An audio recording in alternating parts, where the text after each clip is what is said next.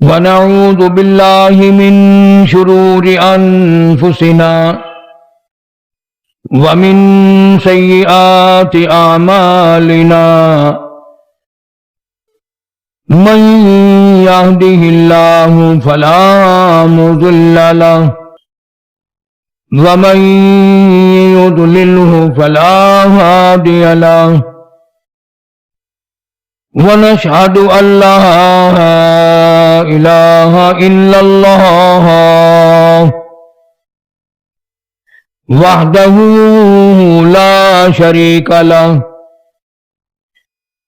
ونشهد أن سيدنا وسندنا ونبينا وشفيعنا وهادينا ومرشدنا ومولانا محمدا عبده ورسوله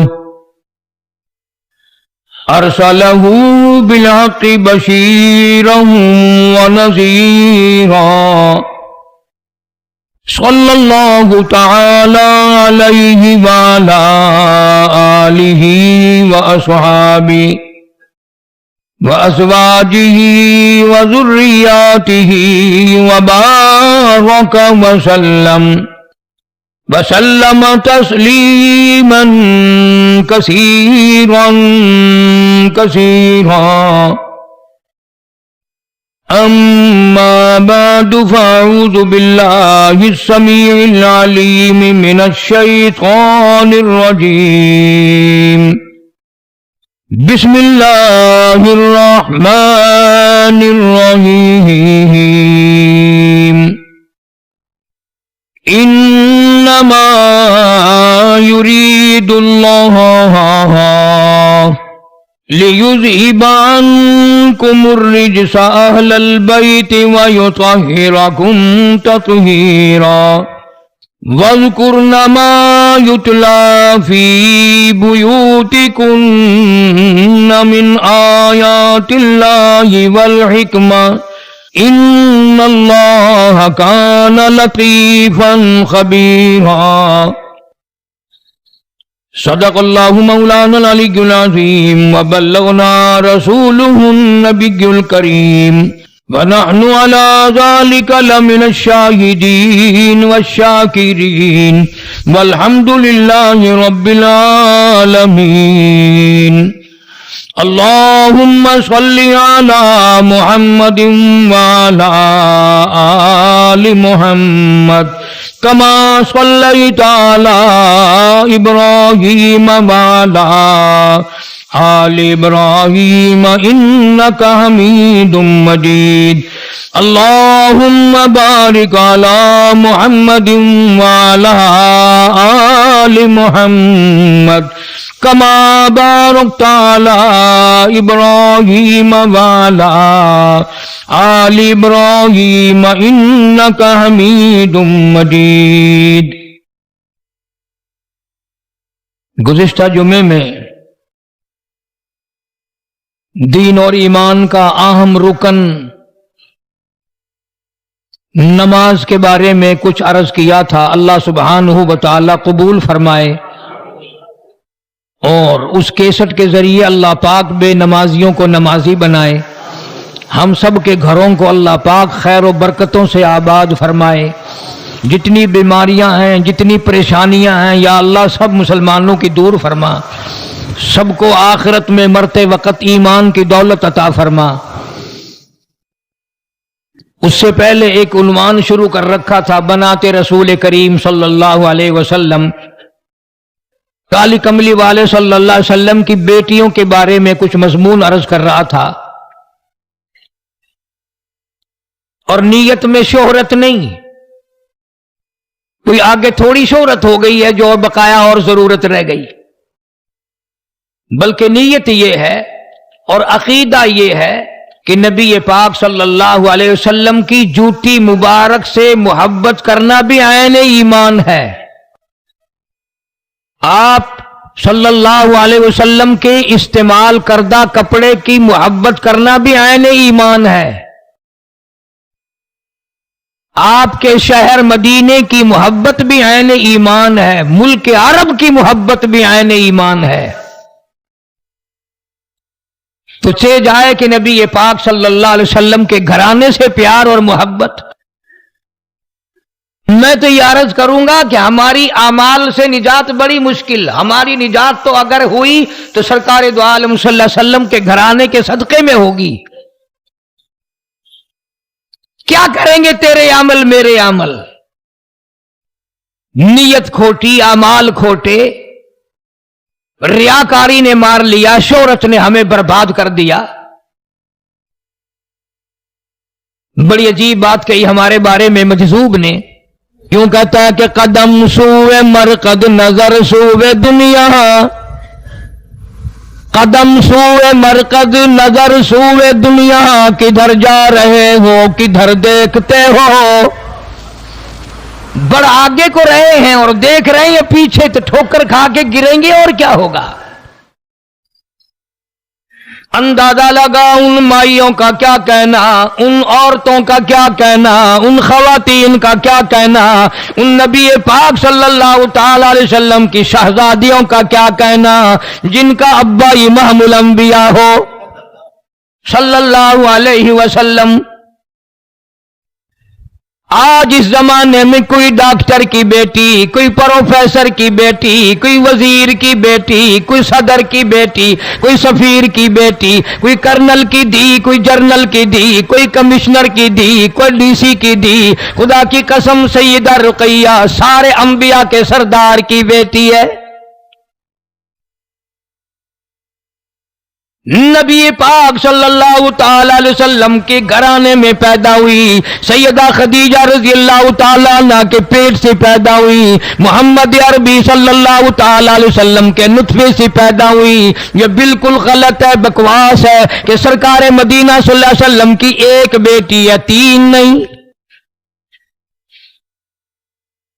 سیدہ رقیہ رضی اللہ تعالی عنہ اپنے ابا سے بڑا پیار کرتی تھی، بڑی محبت فرمایا کرتی تھی، بڑی خدمت کیا کرتی تھی، اور ابا کو بھی سیدہ رقیہ رضی اللہ تعالی عنہ سے بڑا بے تحاشا پیار ہے۔ اتنی حسین تھی، اتنی خوبصورت تھی کہ پیغمبر صلی اللہ تعالی علیہ وسلم کے گھرانے میں سیدہ رقیہ رضی اللہ تعالی عنہ سے زیادہ حسین کوئی نہیں تھا۔ عابدہ تھی، زاہدہ تھی، نمازی تھی، قرآن مجید کا بڑا ذوق شوق رکھتی تھی، ہر وقت اللہ اللہ کیا کرتی تھی، نبی پاک صلی اللہ تعالی علیہ وسلم کی خدمت گزاری کیا کرتی تھی۔ اندازہ لگا اس بیٹی کا کتنا اونچا مرتبہ ہوگا جس کے سر پہ امام الانبیاء صلی اللہ علیہ وسلم کا لاکھوں مرتبہ ہاتھ پھیرا ہو۔ سیدہ رقیہ رضی اللہ تعالیٰ عنہ کو رحمت کائنات صلی اللہ تعالیٰ علیہ وسلم نے ہزاروں مرتبہ اپنی گودی میں لے کر پیار فرمایا، گود میں لیا کرتے تھے، کندھوں پہ سوار کیا کرتے تھے، اپنے ہاتھوں سے روٹی پانی کھلایا کرتے تھے۔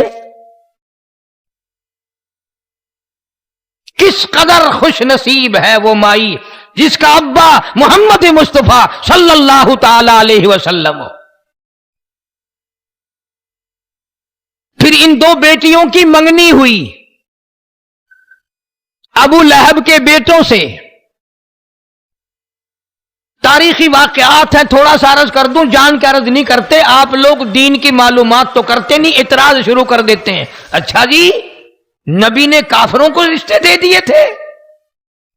اعتراض کے بغیر تم تو نہ نبی کو چھوڑو، نہ خدا کو چھوڑو، نہ باپ کو معاف کرو، نہ ماں کو معاف کرو، تمہارے پلے ہے کیا سوائے اعتراض کے، تنقید کے؟ یوں ہی تنقید کرتے کرتے مر جاؤ گے، جب قیامت میں اٹھو گے تمہارے پلے برائی کے سوا کچھ نہ ہوگا۔ اسلام کے آنے سے پہلے، قرآن کے نازل ہونے سے پہلے، سیدہ زینب رضی اللہ تعالی عنہا کا جو رشتہ کیا حضرت حالہ حضور کریم صلی اللہ علیہ وسلم کی سالی ہیں، ان کے بیٹے ابو العاص سے نکاح بھی ہوا، منگنی بھی ہوئی۔ اس زمانے میں مسلمان کوئی بنتا ہی نہیں تھا۔ ابو لہب کے دو بیٹے عتبہ اور عتیبہ، ان دونوں سے رقیہ، سیدہ رقیہ اور سیدہ ام کلثوم کی منگنی کر دی۔ جب قرآن آیا، ایمان آیا، اسلام آیا، دین آیا، ابو لہب نے سب سے زیادہ مخالفت کی۔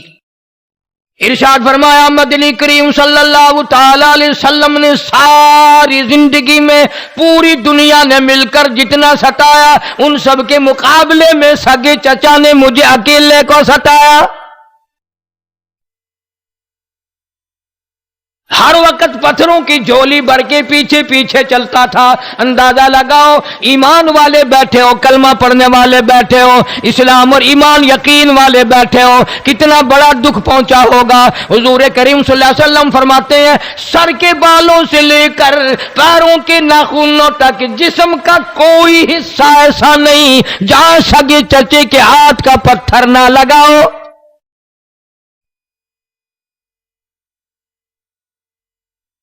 ابو لہب نے اپنے بیٹوں سے کہا کہ جاؤ تم جواب دے کے آؤ محمد صلی اللہ علیہ وسلم کی لڑکیوں کو، ہم نہیں لیتے۔ اگر تم میرے بیٹے ہو تو جاؤ جواب دے کے آؤ۔ یہ بھی ایک بڑی بے عزتی ہے، بڑی توہین ہے۔ لوگوں، قرآن کریم کی وجہ سے، اللہ کی توحید کی وجہ سے نبی پاک صلی اللہ علیہ وسلم کی بیٹیوں کے رشتے ٹوٹ گئے۔ تم نے مذاق بنا رکھا ہے۔ خوش رہے رحمان بھی اور راضی رہے شیطان بھی، مرنے کے بعد قرآن بھی پڑھ لیا، ساری زندگی شرک بدعت کی لعنت میں ڈوبے رہے۔ مدنی کریم صلی اللہ تعالی علیہ وسلم کے سامنے ابو لہب کے بدماش کے دونوں بیٹے آئے اور ایک نے آ کر کے جواب دیا میں تیری لڑکی سے شادی کرنے کو تیار نہیں۔ دوسرے نے آ کر محمد عربی صلی اللہ تعالی علیہ وسلم کو بیٹی کی گالی نکال دی۔ دھیوں والے لوگ جانتے ہیں، انہیں علم ہے کہ دھیوں کے کتنے دکھ ہوا کرتے ہیں۔ محمد کریم صلی اللہ تعالی علیہ وسلم کا دل دکھا، آپ کے دل پر اثر ہوا، اور جس نے گالیاں دی برداشت نہ ہو سکی، رحمت کائنات صلی اللہ تعالی علیہ وسلم نے جھولی پھیلا دی۔ الہی اس نے مجھے انہوں نے پتھر مارے میں نے اف نہ کی، انہوں نے مجھے دھکے دیے میں نے اف نہ کی، انہوں نے رات کو مارا دن کو مارا میں نے اف نہ کی، میرا سارا بدن لولعان کیا میں نے اف نہ کی، اس ظالم نے مجھے میری بیٹی کو گالی دی، مولا اس پہ کوئی کتا مسلط فرما دے۔ گیا اور کہنے لگا باپ کو لو تو نے تو ہمیں تنگ کیا تھا اب تکڑا ہو جا۔ اس نے کہا کیوں؟ کہنے لگا اس نبی نے بد دعا کر دی۔ اندازہ لگا ساری زندگی مارنے والا کافر ابو لہب تھر تھر کانپنے لگا، اب خیر نہیں۔ ملتان کے مسلمانوں کبھی تو اپنے گریبان میں جھانک کر دیکھو، کبھی تو اپنے پلے میں منہ چھپا کر دیکھو۔ اتنا بڑا عظیم کافر، دین کا دشمن، قرآن کا دشمن، اللہ کی توحید کا دشمن، نبی کا دشمن، نبی کے گھرانے کا دشمن، لیکن اس کو بھی اتنا یقین ہے نبی نے بد دعا نکال دی، میرا بچہ بچنا بڑا مشکل ہے۔ کبھی ہم نے بھی پرواہ کی؟ قرآن کی بد دعا سے بچنے کے لیے، نبی پاک صلی اللہ علیہ وسلم کی بد دعا سے بچنے کے لیے کبھی ہم نے بھی سوچا؟ ملک شام میں تجارت کے لیے ابو لہب جانے لگا، بیٹا کا بیٹے کو ساتھ لے گیا۔ شام ہوئی، راستے میں ڈیرا لگا، قیام کیا، سارے قافلے کو اکٹھا کر کے کہنے لگا ابو لہب تمہیں معلوم ہے میرے بیٹے کو اس نبی نے بد دعا دے رکھی ہے، ہم نے اس کی بیٹیوں کے رشتوں سے جواب دیا، یاد رکھو میرے بچے کو ایسی جگہ سواؤ رات کو جو کسی کو پتہ نہ چلے۔ چاروں طرف قافلے والے لوگ سو گئے، سامان کا ٹلا ٹبا سا بنا کر اس پر اوپر جا کر کے اس کو سلایا۔ اللہ پاک جل شانو نے جنگل کے شیر کو حکم دیا، اس کم وقت نے میرے محبوب کریم صلی اللہ تعالی علیہ وسلم کا دل دکھایا، اس نے میرے محبوب کریم صلی اللہ علیہ وسلم کی بیٹی کو گالی دی، اس کو چیر پھاڑنا تیرا کام ہے۔ شیر آیا، چاروں طرف لوگ سوئے ہوئے ہیں، شیر حیران کھڑا ہے، الہی یہ تو کتنے ہی سوئے پڑے ہیں، مجھے کیا معلوم ہے ان میں سے وہ کون سا ہے، کہیں ظلم نہ ہو جائے، کسی اور پہ میں حملہ نہ کر دوں، میرا نشانہ کوئی اور نہ بن جائے، قیامت میں مجھے عذاب بھگتنا پڑے گا۔ جنگل کا درندہ، جنگل کا شیر یہ سوچ سکتا ہے میرا نشانہ غلط نہ ہو جائے، میرا حملہ کسی اور پہ نہ ہو جائے، مجھ سے کسی اور کو دکھ نہ پہنچ جائے۔ تو کلمہ پڑھنے والا، سرکار مدینہ صلی اللہ علیہ وسلم کا امتی ہو کر کلمہ پڑھ کر تو نے کبھی نہیں سوچا میری قلم سے کسی پہ ظلم نہ ہو جائے، میرے مال سے کسی پہ ظلم نہ ہو جائے، میرے عہدے سے کسی پہ ظلم نہ ہو جائے، میری ممبری سے کسی پہ ظلم نہ ہو جائے، میری چیئرمینی سے کسی پہ ظلم نہ ہو جائے۔ تو نے کبھی نہیں سوچا تو شیر سے بھی بڑا درندہ بن گیا۔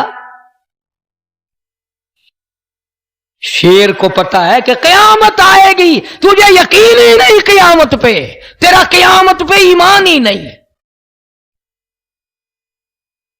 اللہ پاک جل شانہ نے فرمایا چاروں طرف سونے والے لوگ بھی ہیں، وہ ایک علیحدہ جگہ سویا ہوا ہے، اور جنگل کے شیر جس کے منہ سے نبی پاک صلی اللہ تعالی علیہ وسلم کو گالی دینے کی بدبو آئے، اس کو چیرنا پھاڑنا تیرا کام ہے۔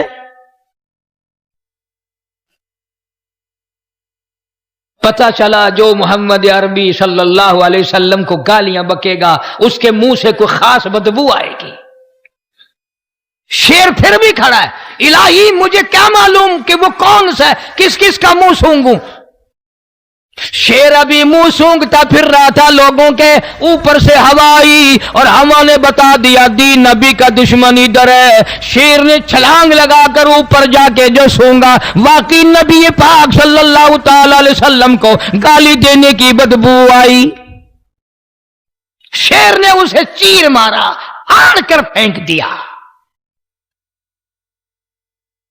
عرض کر رہا تھا ٹھیک ہے محمد مصطفیٰ صلی اللہ علیہ وسلم کا معجزہ ہے، لیکن سبب تو سیدہ رقیہ بنی، سبب تو سیدہ ام کلثوم رضی اللہ تعالیٰ عنہا بنی، اور نبی پاک کی بیٹیوں کی اتنی بڑی عزت ہے، اتنی بڑی عزت ہے، ساری دنیا کی بہنوں کی آبرو، ساری دنیا کی بیٹیوں کی آبرو، ساری دنیا کی ماؤں کی آبرو، سارے جہان کی عورتوں کی عزت کو ایک طرف رکھو، خدا کی قسم سیدہ رقیہ کے پیر مبارک سے اڑی ہوئی خاک پہ قربان ہو سکتی ہیں ساری آبرو۔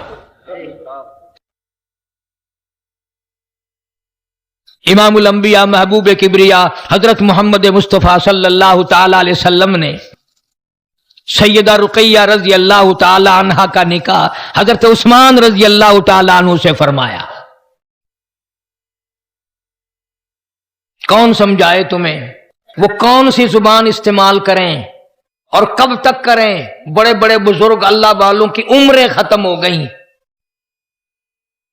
آج کسی گورنر کے دروازے پہ کوئی اس کی لڑکی کی شادی کے لیے آ جائے، لوگ بڑے کہیں گے بڑا خوش نصیب ہے۔ کسی وزیر کی لڑکی سے شادی کرنے کے لیے آ جائے، لوگ کہیں گے بڑا خوش نصیب ہے۔ کسی بادشاہ کی شہزادی سے شادی کرنے کے لیے آ جائے، لوگ کہیں گے بڑا خوش نصیب ہے۔ خدا کی قسم عثمان وہ جوان ہے جو امام الانبیاء صلی اللہ تعالی علیہ وسلم کے دروازے پہ دلہا بن کر آیا۔ دروازہ محمد مصطفیٰ صلی اللہ علیہ وسلم کا ہے اور گوش عثمان ہے۔ سیدہ رقیہ رضی اللہ تعالی عنہا کی آپ صلی اللہ علیہ وسلم نے اپنے رحمت والے ہاتھوں سے شادی کر کے دی۔ اور پھر میں کیا عرض کروں، ہمارا تو عقیدہ اور ایمان ہے اور یقین ہے کہ دنیا میں 100 حصے اگر حسن کے بناؤ، 100 حصے اگر جمال خوبصورتی کے بناؤ تو ایک حصہ پوری کائنات کو ملا، اور 99 حصے حسن کا حصہ محمد عربی صلی اللہ علیہ وسلم کو ملا۔ تو آپ کی بیٹی کتنی حسین ہوگی، اور پھر اتنا بڑا حسین جس کو حسین کہے، سونا جس کو سونا کہے، 99 حسن حصے حسن کا مالک جس کو سونا کہے، وہ کتنے سونے ہوں گے۔ سیدہ رقیہ رضی اللہ تعالیٰ عنہ اور حضرت عثمان رضی اللہ تعالیٰ عنہ ایک جگہ پہ میاں بیوی تشریف فرما ہے. سرکار تشریف لے آئے, دیکھ کے مسکرائے اور یوں فرمایا, میں نے ساری زندگی میں اتنا حسین جوڑا نہیں دیکھا. تیری میری بات نہیں, کسی گورنر وزیر بادشاہ کی بات نہیں, یہ میں اس محبوب کائنات صلی اللہ علیہ وسلم کی بات کر رہا ہوں جس کے بارے میں میرا عقیدہ ہے, تیرا بھی ہوگا, کہ اگر سرکار پیدا نہ ہوتے یہ جہان ہی نہ بنتا. فرمایا میں نے پوری زندگی میں اتنا خوبصورت جوڑا نہیں دیکھا. مکہ مکرمہ میں کافروں نے بڑی تنگی دی, بڑی پریشانی دی. شعب ابی طالب کے زمانے میں, شعب ابی طالب میں نے نام لیا, آپ لوگوں کے پلے تو کچھ پڑا ہی نہیں. مکے کے لوگوں نے جب سارے دشمن ہو گئے, پہاڑ, دونوں پہاڑوں کے درے میں بیچ میں آپ کو اور آپ کے غلاموں کو, صحابہ کرام کو اور آپ کے گھر والوں کو قید کر دیا تھا. 2.5 برس تک قید رہے, نہ کھانا ملا نہ پانی ملا. مول آٹا بیچنے کی بھی کافروں نے ممانعت کر رکھی تھی, پانی بھی نہیں ملتا تھا. مالک کائنات کی قسم, سیدہ رقیہ رضی اللہ تعالیٰ عنہ کالی کملی والے صلی اللہ علیہ وسلم کی وہ پیاری بیٹی ہے جس نے 2.5 برس تک درختوں کی پتے چبا چبا کر خدا کا قرآن پڑھا. اتنی زبردست بھوک اٹھائی, خود سیدہ خدیجہ رضی اللہ تعالیٰ عنہ فرماتی ہیں, بھوک کی وجہ سے میری بچیوں کی آواز تک نکلنی بند ہو گئی. اتنی مصیبت, اتنی تکلیف, اتنی پریشانیاں اٹھائی ہیں. اس پر بھی بس نہیں, حبشے کی طرف ہجرت فرمائی. خود مدنی کریم صلی اللہ علیہ وسلم نے رخصت فرمایا, 84 مرد عورت حضور نے رخصت فرمائے. سیدہ رقیہ رضی اللہ تعالیٰ عنہ, سیدنا عثمان رضی اللہ تعالیٰ عنہ, دونوں میاں بیوی کو حبشے کی ہجرت کے لیے سرکار مدینہ صلی اللہ علیہ وسلم 2-3 میل تک باہر مکے سے رخصت فرمانے کے لیے تشریف لے گئے. تیری بیٹی خطرے میں سونا بچائے گی, چاندی بچائے گی, اچھے کپڑے بچائے گی, اولاد کی حفاظت کرے گی, روپے پیسے کی حفاظت کرے گی, دن دولت کی حفاظت کرے گی. واہ رقیہ مبارک ہو, امام الانبیاء صلی اللہ علیہ وسلم کی لخت جگر ہو کر تو مکہ چھوڑ کر, ابا امی کو چھوڑ کر تو حبشے کی طرف ایمان بچانے کے لیے ہجرت فرما رہی ہے. مکہ شہر چھوڑ کے جا رہی ہے, پیدائشی شہر چھوڑ کر جا رہی ہے, اپنے ابا محبوب کریم صلی اللہ علیہ وسلم کو چھوڑ کے جا رہی ہے. اور اس موقع پہ اگر آپ کا دماغ حاضر ہے, طبیعت حاضر ہے, تو ایک ایسا لفظ فرمایا محمد عربی صلی اللہ علیہ وسلم نے, خدا کی قسم اس لفظ سے بھی پیار کرو گے میرا ایمان نجات ہو جائے گی. سیدہ رقیہ رضی اللہ تعالیٰ عنہ اپنی بیٹی کے سر پہ پیار دیا, فرمایا لخت جگر ایمان بچا کے جا رہی ہے, قرآن بچا کے جا رہی ہے, اپنا دین بچا کے جا رہی ہے, گھبرائیو نہ. اور حضرت عثمان سے فرمایا, اے عثمان, حضرت ابراہیم علیہ السلام کے بعد پوری جب سے دنیا آباد ہوئی, ایمان یقین کے لیے وطن چھوڑ کر جانے والا تو پہلا آدمی ہے.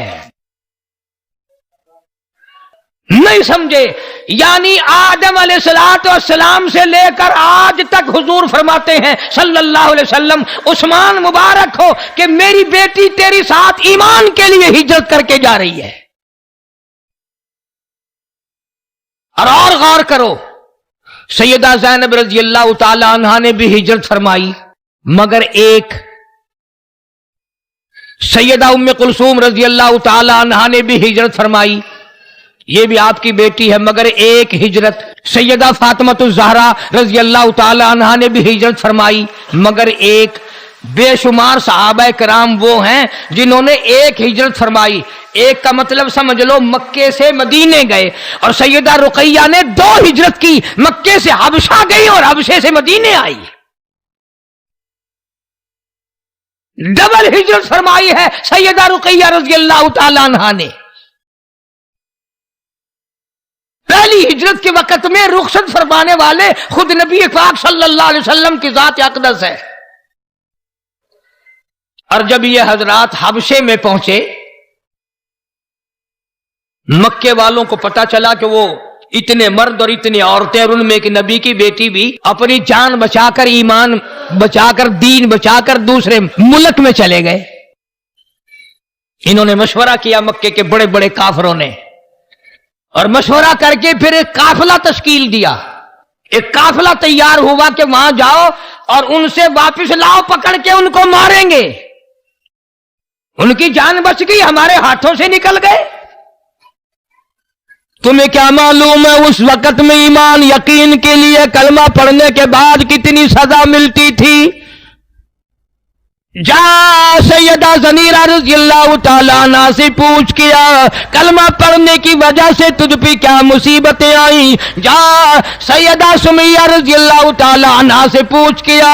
مکے والوں نے سامنے کھڑی کر کے حضور صلی اللہ علیہ وسلم کی آنکھوں کے سامنے چیر کر ٹکڑے کر دیے. یہ سارا قافلہ، بڑا قافلہ بڑے بڑے کافروں کا حبشے پہنچا. تحفے لے کے بادشاہ کو الگ تحفے دیے، اور یہ جو آگے کے چمچے کڑچھے ہوتے ہیں نا ان کو الگ دیے. جیسے ہمارے یہاں اگر وہ کچہری میں آواز لگانے والا جو ہوتا ہے اگر اسے 5 روپے نہ دو تو وہ باہر آواز ہی نہیں لگاتا، یوں ہی باہر آ کے جیسے کسی کو دیکھنے آیا واپس مڑ جاتا ہے تاکہ غیر حاضری لگ جائے. مجھے 5 روپے کیوں نہیں دیے؟ تو چمچے کڑچھوں کا تو زیادہ خیال کرنا پڑتا ہے. نجاشی کے جتنے درباری تھے، جتنے چوکیدار تھے، ان کو بھی بڑا لیا دیا کہ بادشاہ سے ملاقات کراؤ اور کچھ ان کو ذرا کہو کہ یہ بہت بڑے لوگ ملنے آئے ہیں، مکے کا وفد آیا ہے. انہوں نے بڑا انتظام کیا، بڑے خوش ہوئے، کھانے کا سامان ملا، روپیہ پیسہ ملا. بادشاہ نے طلب کر لیا، جا پہنچے. مکے والے کہنے لگے تیرے ملک میں ہمارے ملک مکے سے کچھ بھگوڑے آئے ہیں، کچھ بے عزت لوگ آئے ہیں، غریب لوگ آئے ہیں، ہمارا مال کھا کر آئے ہیں. وہ تو تیرے یہاں تیری پناہ لے لیا، تیرے ملک میں موجود ہے. ہم بڑے بڑے سرداروں نے بھیجا ہے، مکے والوں نے ہمیں بھیجا ہے، ہم یہ سب کے قلم دستخط لے کے آئے ہیں، تو پھر طائف لے کر آئے ہیں. وہ جتنا مکے والا قافلہ پہلے آیا جن کو مسلمان کہتے ہیں ہمارے حوالے کرو، ہم واپس لے کے جائیں گے، ماریں گے ان کو، چمڑے ادھیڑیں گے ان کے، انگاروں پہ لٹائیں گے، بڑی بڑی سزائیں دیں گے. جان بچا کر آ گئے.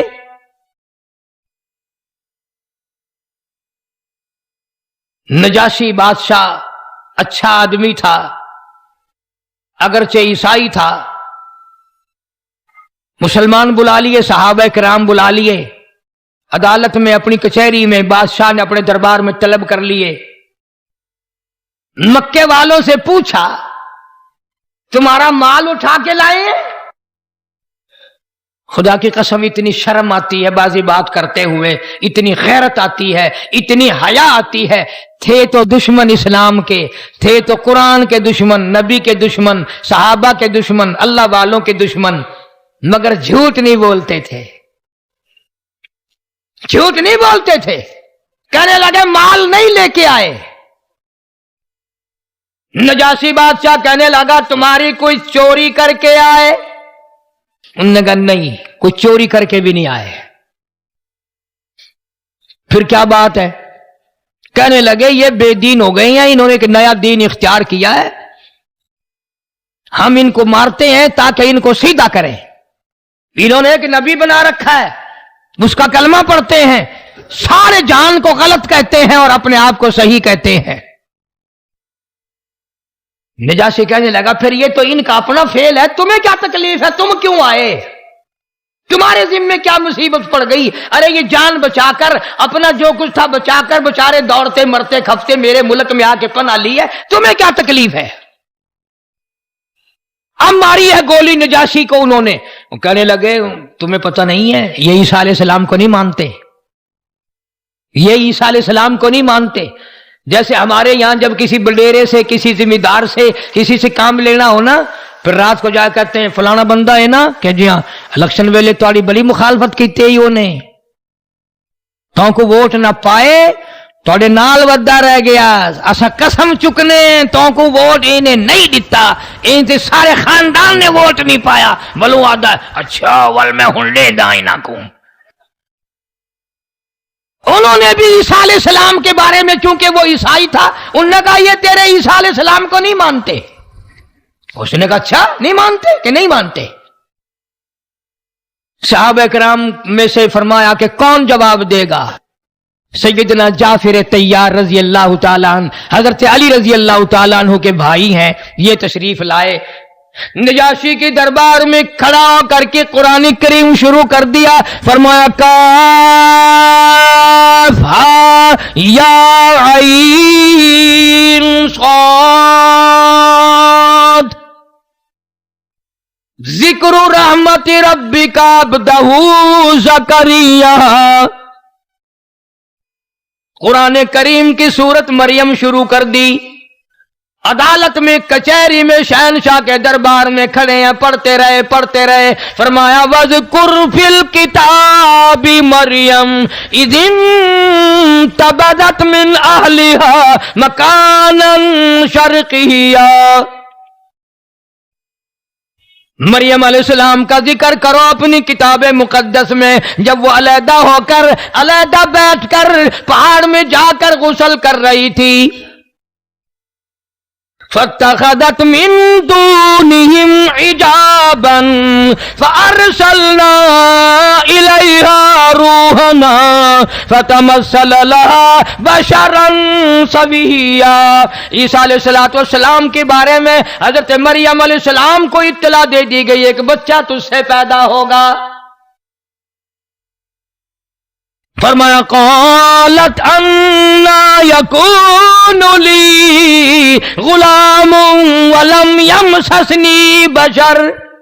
मुझे किसी ने छुआ नहीं, हाथ नहीं लगाया, शादी मेरी नहीं हुई, मुझसे बच्चा कैसे पैदा हो जाएगा। आवाज आई जब वो चाहता है शादियों की लोड़ कोई नहीं।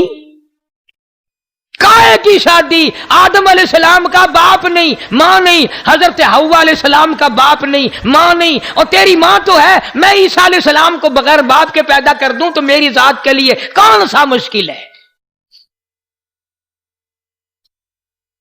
जाफिर तैयार रज़ी अल्लाह ताला अन्हु ने तकरीर फरमाई, और बादशाह हम कमजोर हैं, हम गरीब हैं, मालदार नहीं। अल्लाह ने एक नबी पाक सल्लल्लाहु अलैहि वसल्लम हम में से भेजा, मक्के वालों में से भेजा, कुरैश वालों में से भेजा। उसने हमें हराम और हलाल की तमीज बताई, मुर्दार खाना हराम बताया, शराब पीना हराम बताया, किसी को गाली देनी नाजायज बताई, किसी को कत्ल करना हराम बताया, किसी पे जुल्म करना हराम बताया। अल्लाह का कुरान दिया, नबूवत अता फरमाई, अल्लाह की तौहीद अता फरमाई। उनका ख्याल तो ये था कि हमारी ये गोली ऐसी लगेगी मजहबी कि नजाशी अभी कहेगा पकड़ाए ना, इनके हवाले करो, ये कौन है। नजाशी कुरान सुनकर रोने लगा। सहाबी की जुबान है, अल्लाह का कुरान है, बादशाह नजाशी का दरबार है, सारा दरबार रोने लगा, नजाशी खुद रोने लगा। और फिर उसने एक तिनका उठाया लकड़ी का और यूं उठाकर कहने लगा खुदा की कसम जो इसने बताया है ईसा अलैहिस्सलाम इससे ज्यादा, इस तिनके के बराबर भी ज्यादा नहीं है। जो इन्होंने बताया वही सब कुछ है बस। और जाओ, मैं तुम्हें कभी इनके हवाले नहीं करूंगा, कभी तुम्हें ये परेशान नहीं करेंगे। सारे सहाबा दुआएं मांग रहे हैं, या अल्लाह खैर हो, इलाही खैर हो, मौला हमारी मदद फरमा, इलाही नुसरत फरमा। मौला मुल्क भी काफिरों का है, ये वापस ले जाने वाले भी काफिर आ गए, अगर पकड़ के ले गए रास्ते में हमारा कीमा बनाएंगे। चुनांचे अर्ज इसलिए कर दिया, सैयदा रुकैया रजी अल्लाह ताला अन्हा इसी काफिले में थी, इसी मुहाजिरीन के काफिले में थी, हजरत उस्मान के साथ थी। और फिर जब हुजूर करीम सल्लल्लाहु अलैहि वसल्लम हिजरत फरमाकर मक्के से मदीने तशरीफ ले गए तो ये सहाबा कराम का सारा काफिला हबशे से मदीने आ गया। डबल हिजरत हो गई इन हजरात की। जंगे बदर के मौके पर यह भी आवाज जरा तवज्जो से सुनने वाली बात है, बाद लोग सिर्फ रिसाले पढ़कर اخبار پڑھ کر، معمولی قسم کی کتابیں پڑھ کر اعتراض کر دیتے ہیں کہ جی جنگ بدر میں تمام صحابہ موجود تھے، حضرت عثمان رضی اللہ تعالی عنہ موجود نہیں تھے۔ سنی مسلمان علم تو رکھتا نہیں، وہ فوراً مغلوب ہو جاتا ہے۔ اچھا سارے تھے؟ جی ہاں سب تھے۔ حضرت علی تھے کہ جی ہاں تھے، صدیق اکبر تھے کہ ہاں تھے، حضرت عمر بھی تھے کہ تھے، سب تھے کہ ہاں سب تھے، مگر عثمان نہیں تھے۔ اچھا اسلام اور کفر کی پہلی جنگ، پہلی لڑائی، اس میں عثمان نہیں ہے؟ یہ ایک اعتراض کرتے ہیں لوگ، مگر کبھی سوچا تک نہیں کہ جنگ میں جانا ہو، نماز پڑھنا ہو، حج کرنا ہو، زکوٰۃ کرنا ہو، خیرات دینا ہو، دین ایمان کے ساتھ زندگی گزارنی ہو، اصل بنیاد ہے نبی پاک صلی اللہ علیہ وسلم کی اطاعت، فرما برداری، حضور کی غلامی۔ سارا دین ہے حضور کی غلامی، ایمان ہے۔ جنگ بدر کے موقع پر مدینہ پاک میں سیدہ رقیہ رضی اللہ تعالی عنہا کو چیچک نکل آئی، سخت بیمار ہیں۔ حضرت رقیہ رضی اللہ تعالی عنہا نہایت سخت بیمار ہیں، ادھر کفر چڑھ کر آ گیا، اسلام کے مقابلے کے لیے مکے والوں نے چڑھائی کر دی۔ آپ صلی اللہ علیہ وسلم نے سب کو فرمایا کہ سب چلو لڑائی میں، توجہ کرنا۔ اب آئی بات، حضرت عثمان کو یوں فرمایا، عثمان ہے؟ جی یا رسول اللہ۔ بات سن، تو نے نہیں جانا بدر کی لڑائی میں، جنگ میں تو نے نہیں جانا۔ کیوں؟ میری بچی سخت بیمار ہے، اس کی تیمارداری کرنا، اس کی خدمت کرنا، اس کو سنبھالنا تیری یہ ذمہ داری ہے۔ جب نبی پاک صلی اللہ علیہ وسلم نے اپنی بیٹی لخت جگر، نور نظر اور جگر کے ٹکڑے کی تیمارداری ذمہ لگائی، عثمان کیسے چلا جائے؟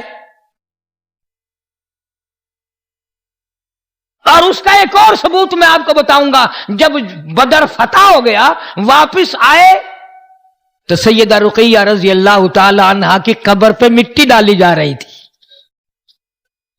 یعنی اتنی بیمار تھی جیسے آپ کو اور ہمیں بعض مرتبہ بعض مریض سے نا امیدی ہو جاتی ہے، ڈاکٹر کو بلاتے ہیں پر گھر والے کہتے ہیں چلو اتمام حجت ہے، بچتا نہیں ہے۔ تو نبی پاک صلی اللہ علیہ وسلم سے بڑا ڈاکٹر اس کائنات میں کون آئے گا؟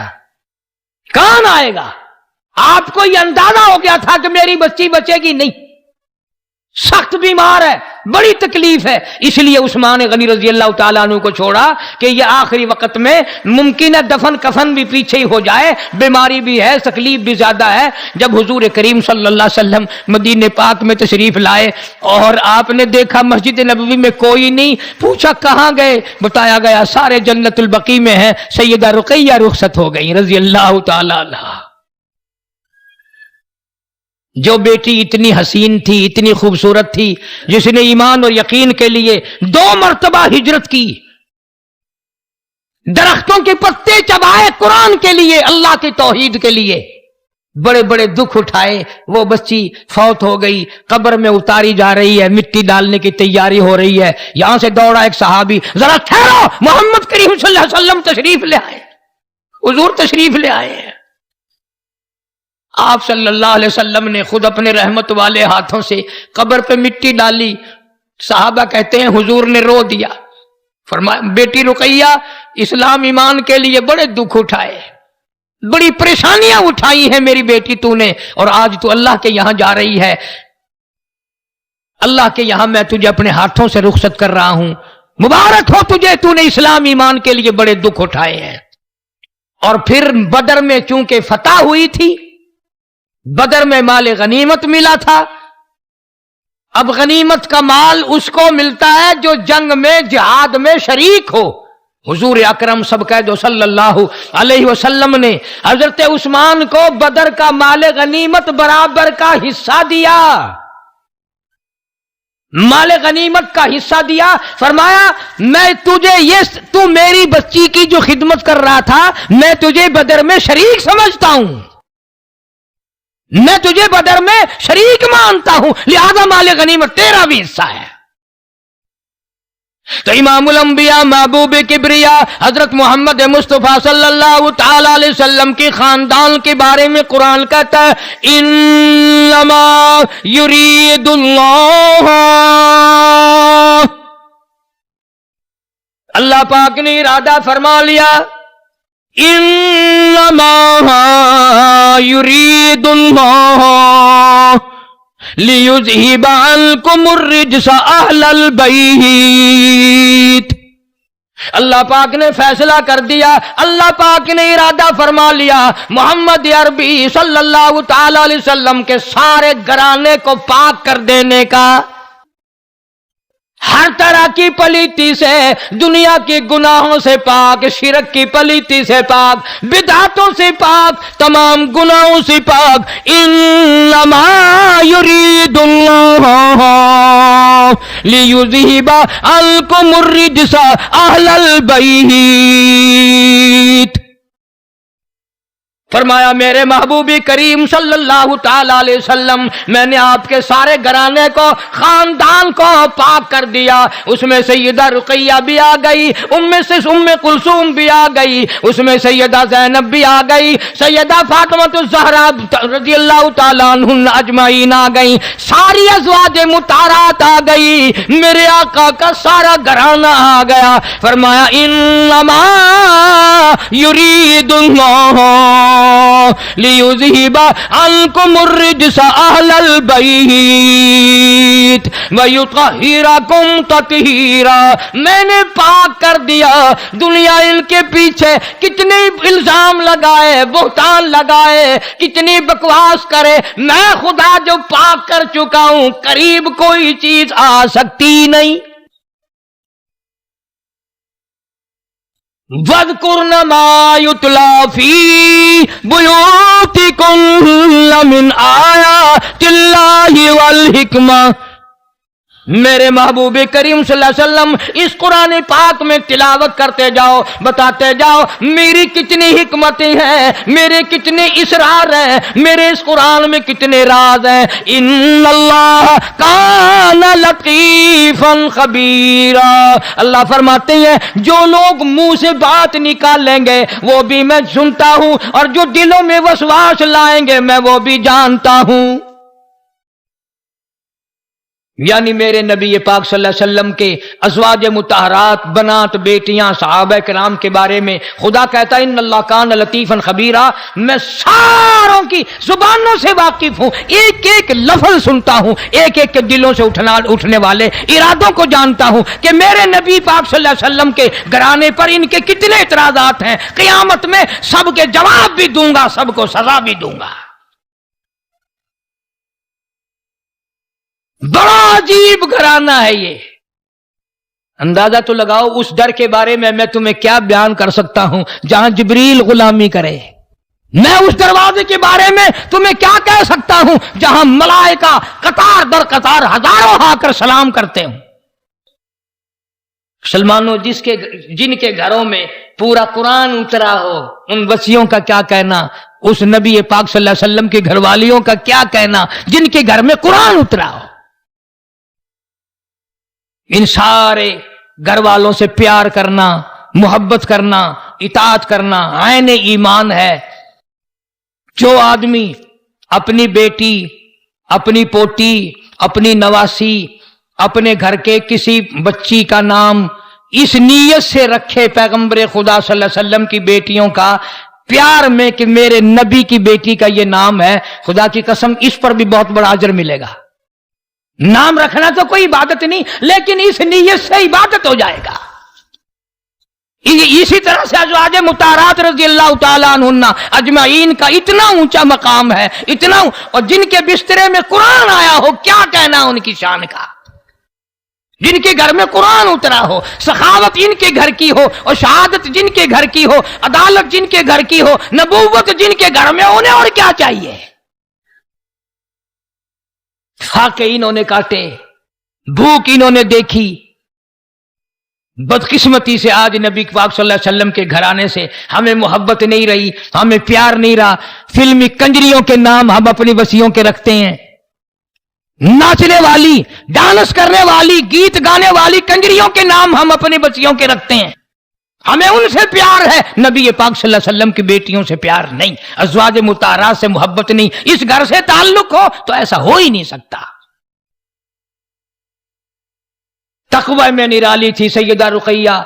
यूं आता है किताबों में कि हर वक्त तकरीबन नमाज पढ़ती थी, बड़ी खामोश तबीयत की थी, और नबी पाक सल्लल्लाहु अलैहि वसल्लम जब सैयदा रुक़ैया को देखते फौरन मुस्कुरा दिया करते थे, फौरन मुस्कुराते थे सैयदा रुक़ैया रज़ी अल्लाह ताला अन्हा को देखकर। और जिसकी कब्र के पे मिट्टी डालते डालते खुद नबी पाक सल्लल्लाहु अलैहि वसल्लम ने रो दिया।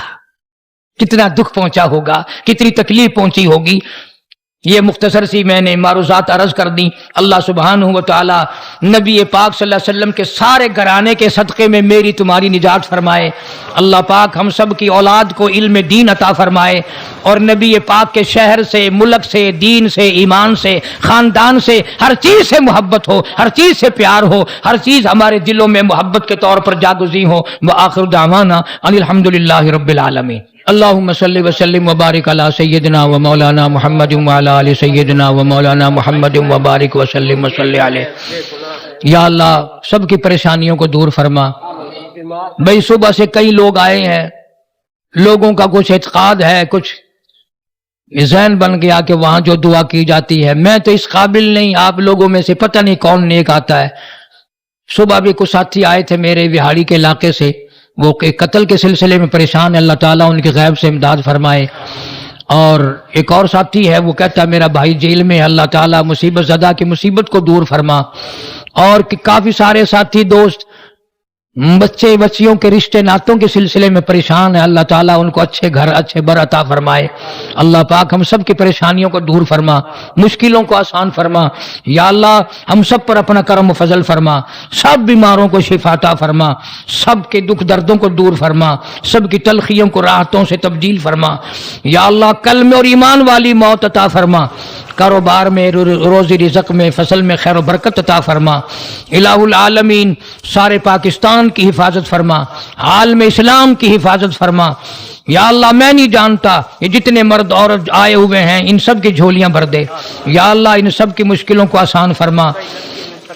जिन लड़कों ने लड़कियों ने इम्तिहान दिए हुए हैं, पर्चे दिए हुए हैं, अल्लाह ताला उनको कामयाब फरमाए, अल्लाह ताला उनकी मेहनत को कबूल फरमाए और अपने फजलो करम से उनको अच्छे नंबरों से पास